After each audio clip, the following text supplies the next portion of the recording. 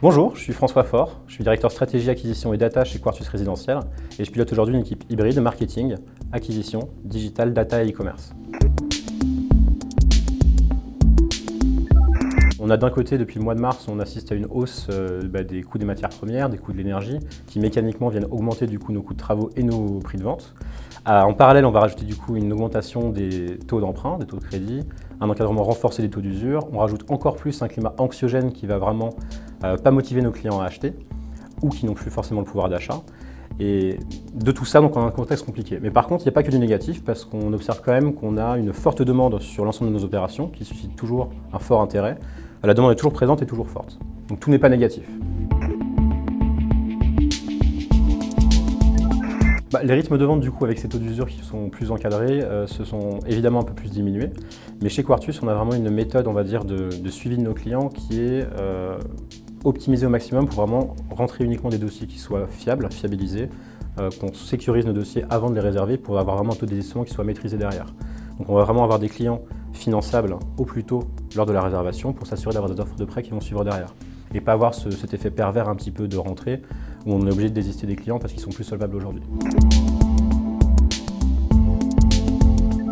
C'est vrai que la crise du Covid, cette crise inédite en fait et tous ces confinements ont complètement bouleversé du coup notre approche, nous déjà en tant que promoteurs du logement, mais aussi le comportement de nos acheteurs. C'est-à-dire que nous on va davantage réfléchir à la spatialisation des logements, la reconfiguration des espaces pour vraiment répondre à ces nouvelles fonctions et ces nouveaux besoins, d'avoir des salles de sport, de divertissement, de télétravail ou autre. En parallèle, le comportement des acheteurs a aussi complètement été transformé. C'est eux aujourd'hui qui ont le pouvoir, c'est eux qui ont le choix. L'autonomie de décision, c'est le concept d'empowerment. Ce nouveau type de comportement va vraiment se traduire par un acte de décision qui est basé sur l'opportunisme et qui derrière en fait va surtout demander une très forte activité en termes d'attente de notre côté. Et surtout après cette crise, on l'a tous connu, on est tous devenus plus digitaux. Donc on est beaucoup plus friands de visio, de visualisation 3D, de choses en ligne. On est beaucoup plus aptes à faire des choses en ligne. Et c'est vrai que toute crise à la base est source d'opportunités, mais celle-ci en particulier avec le confinement a vraiment été une opportunité qui est davantage digitale. Aujourd'hui vraiment tous nos prospects sont complètement à l'aise avec les outils en ligne. Alors ce qui a motivé le besoin de vendre en ligne, c'est surtout les clients. Ça vient vraiment des clients, mais ce n'est pas vraiment un besoin, c'est plus une volonté aussi de notre part. Nous, ça fait déjà plusieurs années qu'on cherche à optimiser tous nos parcours d'achat pour le simplifier, le rendre plus accessible pour nos clients. Et donc c'est comme ça qu'on s'est dit, écoute, c'est le moment parfait pour ajouter cette dernière brique manquante, la réservation en ligne qu'on n'avait pas encore, qui va permettre à nos clients de débuter, poursuivre ou finaliser leur achat en toute autonomie depuis chez eux. La vente en ligne est un canal de vente à part entière chez nous. On considère vraiment que c'est un nouveau canal de distribution qui peut être autonome s'il est piloté correctement. Mais aujourd'hui, c'est vrai qu'il n'est pas encore 100% autonome. C'est-à-dire qu'on a de la vente en ligne, mais cette vente en ligne se fait encore en étroit lien avec nos équipes commerciales parce qu'on a souvent des prospects qui manifestent cette demande d'être contactés par un conseiller commercial, un expert commercial pour faire des simulations financières, conforter leur dossier de vente ou monter leur offre de prêt. C'est beaucoup moins pour les rendez-vous de découverte, etc. Ils font la découverte tout seuls depuis chez eux, mais ils ont vraiment ce besoin, parfois, parce qu'on a aussi des personnes qui achètent directement en ligne, mais ils ont parfois ce besoin d'être confortés par un expert sur le produit, sur le financement ou sur le côté fiscal de leur investissement. Aujourd'hui, on a du coup 3 canaux de distribution. Donc historiquement, les 2 premiers qui sont la vente interne en distribution côté promoteur, la vente externe avec les partenaires et les réseaux, et aujourd'hui du coup cette vente en ligne qui vient nous rajouter un canal digital 100% autonome qui permet au client de réserver tout seul chez lui. C'est même plus qu'un service. Moi je dirais que le e-commerce en fait c'est pas une finalité en soi en termes de vente, mais il doit être pensé in fine comme un accélérateur de business qui va vraiment répondre à toute la satisfaction client derrière. Donc c'est vraiment un canal passionnant et qui va vraiment être percutant dans l'immobilier neuf si on le transpose correctement, mais on ne peut pas se reposer dessus à 100% parce qu'on doit vraiment l'accompagner d'autres services, de valeur ajoutée, d'expérience client derrière. C'est vrai qu'aujourd'hui, initialement avec la vente interne, l'accueil de la vente en ligne n'était pas forcément bien accueilli, on va dire, c'était assez mitigé, mais du coup on a travaillé de concert avec ces équipes-là pour monter cette réservation en ligne en commun avec ces équipes. C'est-à-dire qu'aujourd'hui, on n'a pas écarté les forces de vente internes, mais on a considéré que les conseillers commerciaux étaient nécessaires pour accompagner cette vente en ligne, mais on les a plus positionnés sur leur vrai rôle qui est d'apporter un conseil financier ou fiscal à nos prospects ou de les conforter dans leur achat. Ils ne sont plus là uniquement pour traiter des prospects à longueur de journée, mais principalement pour apporter un conseil si nécessaire aux prospects qui le demandent. Alors oui, chez Quartus, on considère vraiment que l'e-commerce peut vivre tout seul, mais il ne doit pas être le seul canal de distribution. C'est-à-dire qu'on sait qu'aujourd'hui, on peut tout vendre en ligne, on peut vraiment avoir un canal qui soit autonome, performant et efficace, vu qu'on l'a construit correctement et qu'il est piloté derrière correctement, mais on va être obligé, et on souhaite tout de même garder les autres canaux de distribution pour répondre aux besoins de certains clients, qui ne seront pas forcément aptes ou volontaires pour réserver tout seul en ligne chez eux. Nous, on a chez Quartus en post-réservation, on a instauré un rituel systématique. On va appeler tous nos clients qui ont réservé en ligne pour déjà d'une part, les féliciter sur leur achat, c'est quand même important, et d'autre part, pour leur présenter du coup leur interlocuteur dédié chez Quartus, parce qu'on a une responsable relation clientèle qui sera là pour répondre à toutes ces questions et leurs besoins. Et en parallèle, un service d'administration des ventes qui est là vraiment pour les suivre jusqu'à l'acte notaire, pour les accompagner. Et c'est vraiment cet appel post-réservation qui a été le changement de notre parcours, qui était inexistant avant. Aujourd'hui, on va vraiment se pousser vers le client pour les féliciter d'une part et du coup derrière les suivre. Alors aujourd'hui, du coup, on a des programmes où on a à la fois le site de vente en ligne et à la fois des bureaux de vente parce qu'on a toujours ce besoin d'avoir une présence locale pour des programmes qui ont une cible qui est vraiment beaucoup plus locale, mais qui arrivent complètement à vivre avec du coup ce site de vente en ligne parce que nos conseillers commerciaux sont là pour apporter un conseil, mais surtout rediriger ces prospects-là sur le site de vente en ligne pour leur permettre en fait de continuer le rendez-vous une fois qu'ils sont chez eux. C'est-à-dire qu'ils ne vont pas uniquement penser à leur projet avec le conseiller en bureau de vente, ils pourront prolonger du coup leur démarche et leur recherche chez eux avec toute l'information, pouvoir comparer les logements, choisir l'appartement, voir les plans et se projeter dans les maquettes 3D par exemple. Sur nos lancements commerciaux, nous on a déjà depuis 2 ans, on met en place des ventes privilèges. Donc c'est un concept d'avant-première digitale qui permet du coup de solvabiliser une clientèle beaucoup plus locale. C'est vraiment quelque chose qui rencontre un très fort succès auprès de nos prospects. De 1, parce que ça permet d'avoir une avant-première digitale, d'avoir l'accès à l'information en amont, de comparer les logements et d'être prêt pour le jour J à midi pile à acheter et réserver son appartement. Et d'autre part, parce que ça permet vraiment de solvabiliser une clientèle locale qu'on va chercher nous chez Quartus à privilégier. Ces ventes privilèges qui fonctionnent déjà très bien, on les a liés à la vente en ligne pour avoir du coup une ouverture qui est vraiment 100% digitale et dématérialisée avec cette plateforme de réservation en ligne qui permet à la personne de plus se déplacer. Mais quand même, on observe certains prospects qui préfèrent quand même se déplacer en bureau de vente pour voir un petit peu le terrain. Et c'est surtout cette approche de visite de terrain ou de rendez-vous financier avec un conseiller, un expert de chez Quartus qui est nécessaire aujourd'hui, qui permet surtout de concrétiser et de conforter plus de réservations pour un lancement commercial. Pour moi, la plateforme n'a pas vraiment révélé de nouveaux comportements d'achat, mais a plus conforté ce qu'on pensait déjà. C'est-à-dire que nous, on est persuadés chez Quartus que la vente en ligne et la réservation en ligne fonctionnent parce qu'on a déjà tout digitalisé depuis quelques années. Mais là, on observe surtout que la signature se fait de façon plus sereine, après 21h, comme je disais, une fois que les personnes ont bien réfléchi, ont eu toutes les informations.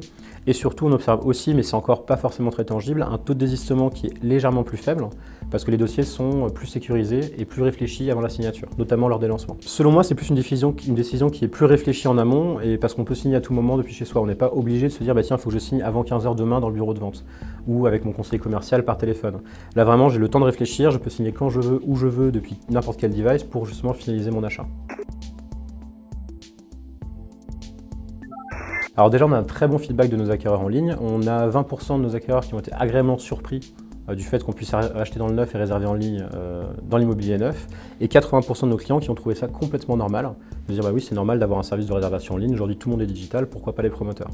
Donc globalement, le service a été extrêmement bien accueilli. Ils ont tous été aussi très heureux, très contents de l'accompagnement par l'équipe commerciale, qui a vraiment apporté ce rôle de conseil et non pas de simple vendeur derrière. Notre parcours post-réservation, nous déjà, en fait, il est entièrement digital depuis déjà quelques années.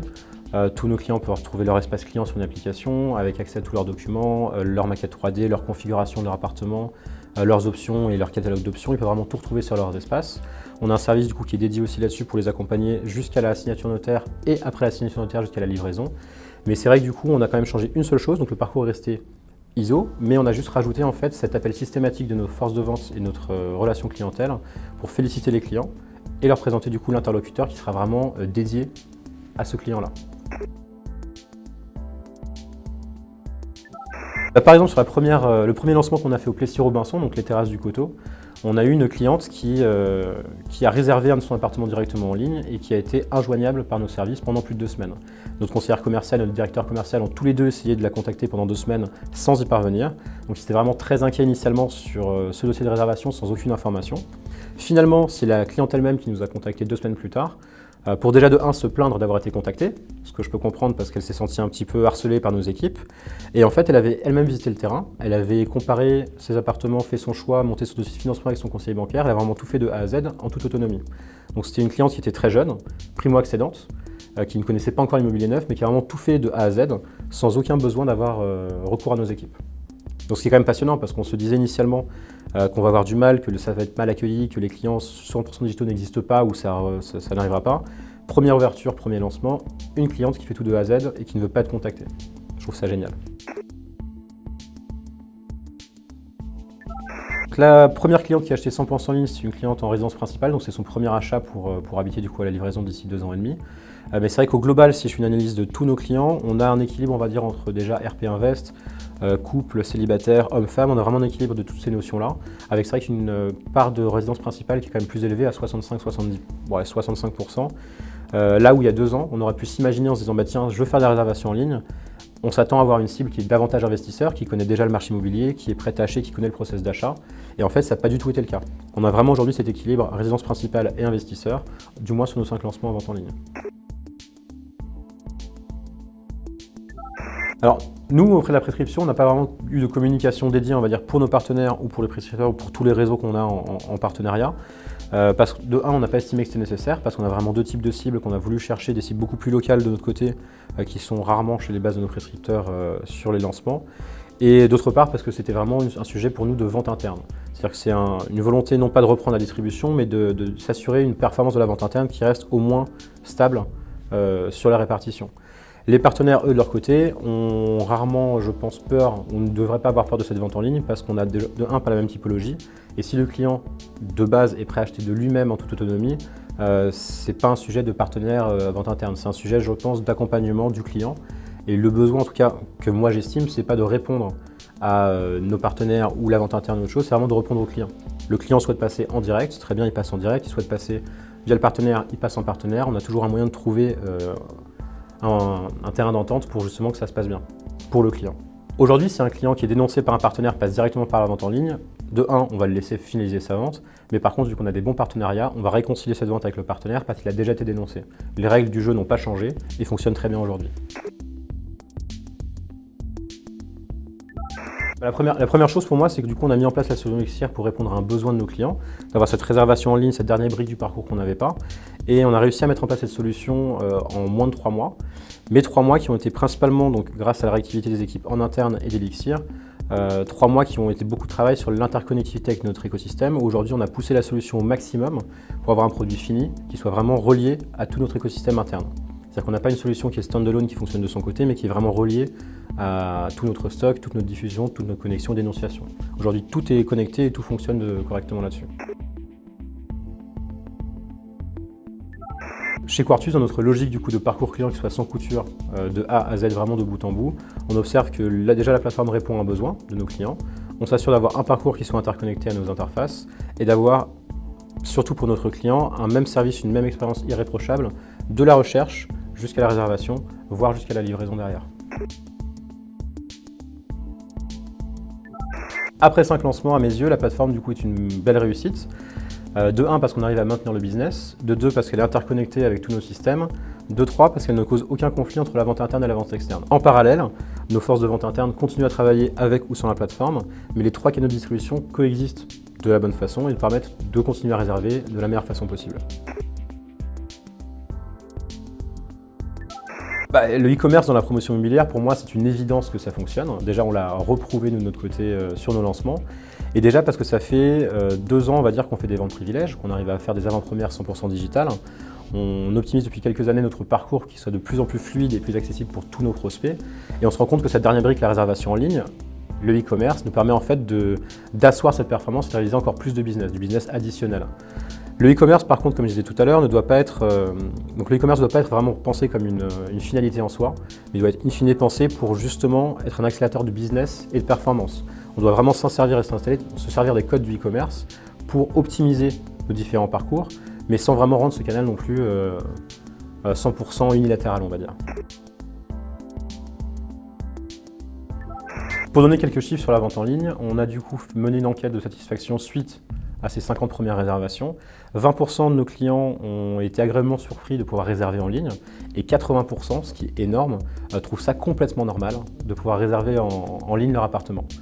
En parallèle, du coup, on a un score NPS de 73, ce qui est complètement exceptionnel. Le NPS, du coup, c'est le Net Promoter Score, c'est un indice de satisfaction client qui est basé sur la recommandation. Alors c'est vrai que le e-commerce, c'est pas de la magie. Pour avoir des acheteurs, pour moi, il y a beaucoup de solutions. La première, la plus évidente, c'est la communication.